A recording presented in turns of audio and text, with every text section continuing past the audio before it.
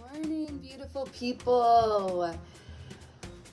Today is Thursday. This is welcome to my Practical Poetic studying series. And this is part 9. So we're going strong. I will admit that today, I don't know how long this is going to be because I have some more packages arriving. And I played my very first game of Magic last night with my friend Danny over FaceTime, and it was a blast. They annihilated me, and it was really fun. So now I am even more invested in this silly game that I'm having a great time with. All that to say, I have more packages arriving, and so I have a feeling I'm going to get a little distracted, which is not great for the reading, but great for my mental health. So, give or take. That being said, today we will continue reading Dark Ecology by Timothy Morton. Then we'll get into craft. So, just as I've been doing all week, The Art of the Poetic Line by James Longenbach and Structure and Surprise, edited by Michael Thune. Then the creative text that we have today, I don't know if I'm going to get through all of these. This Connection of Everyone with Lungs, this is by Juliana Spahr, and this is the collection that I read in, I think, April, but I was going to reread to take better notes on.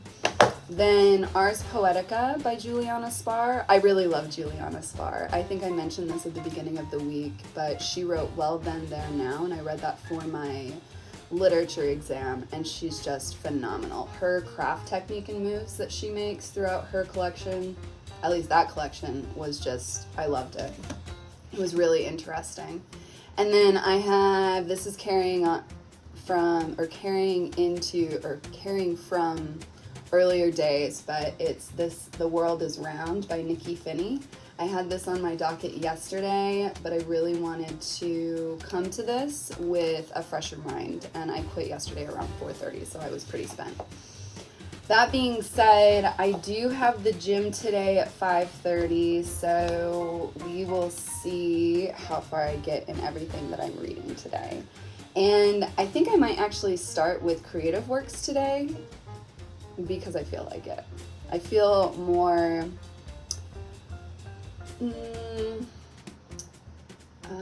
what's the right word? Like bubbly and excited today, and whenever I feel like that, I kind of want to start with creative work. So let's get into it. Hello. So as you can see, I am wearing different clothes and my hair is different because after I filmed my film yesterday, that's as far as I got. I read 2 pages and I was like, nope, I can't. I had something called ADHD paralysis, where you can't do anything until the thing that you're waiting for is there and is done. But it was okay. This morning, I have already finished 2 books this morning. I finished The Art of the Poetic Line by James Longenbach. And then I finished, I gotta grab it. Nature Poem by Tommy Pico. This book, everyone needs to read this book. It is so good. Pico, how they navigate the page is just phenomenal. And like how they navigate poetry is really phenomenal. I loved this book.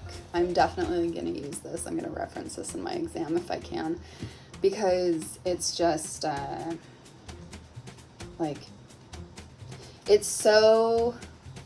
it interrogates the native experience of being in contemporary America and quote unquote not being able to write a nature poem.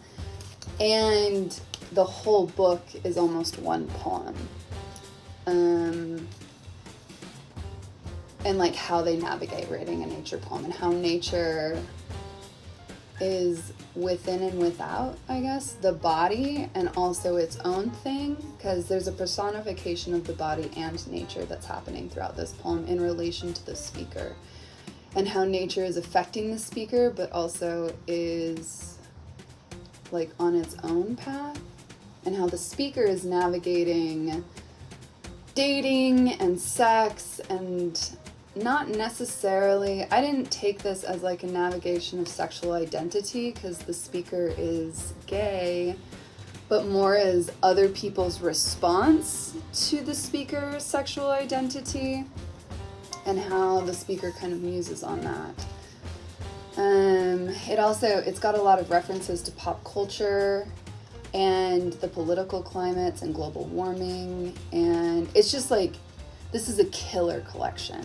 If you haven't read Nature Poem by Tommy Pico, I would say definitely read Nature Poem. But I am continuing on. I am going to finish Structure and Surprise today, and hopefully Dark Ecology. So we'll see. And then I'm going to read another book of poems. I have 4 book of poems left for this week.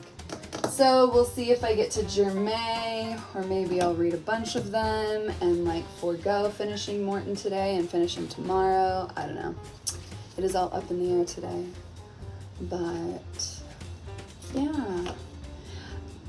Excuse me. I don't think I'm going to do a time-lapse reading today, so I'll just check in because I don't feel like it. You know, I think that we should be able to do what we want. Hopefully that doesn't disappoint anyone. If it does, I'm sorry. Okay, see you guys in a bit. Hello. So today I finished 4 books. I finished that craft book this morning, which I think I've already discussed that in a previous shot. And then I finished Nature Poem by Tommy Pico, which I loved. And then I finished both Juliana Spahr collections, so the Ars Poetica and This Connection with Everyone with Lungs, or This Connection to Everyone with Lungs. I love Juliana Spahr. She is phenomenal. So her Ars Poetica book was still musing on, she's an environmental writer. Well, like, she writes about a lot of things, but the environment and like the extinction of species has a lot of place in her poems. And the Ars Poetica was kind of turning towards poetry, in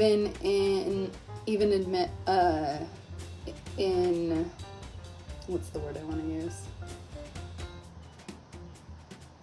Even though it feels like chaos all around us, and how poetry can still grow much like nature grows around us, and like reach people who maybe aren't paying attention and grasp them when they least expect it. And then This Connection to Everyone with Lungs is a collection that really resonates with Timothy Morton and Rachel Carson in this circuitous ecosystem, I guess, is the best way to describe that.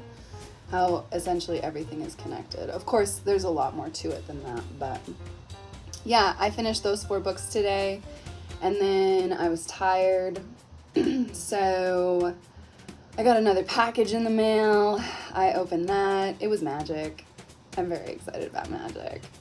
And then I ate dinner. I made burgers the other night, so I've been eating that, and they are bomb. If you guys want the recipe, let me know.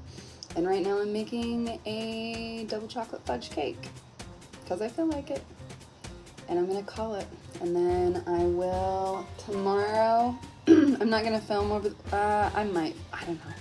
I missed a few days this week, so we'll see if I film tomorrow. But I am going to finish my other craft text, Structure and Surprise, the Timothy Morton. And then I have Kingdom Animalia by Araceli Germain, or Germain? I'm not really, I think it's Germain. And then The World is Round by Nikki Finney.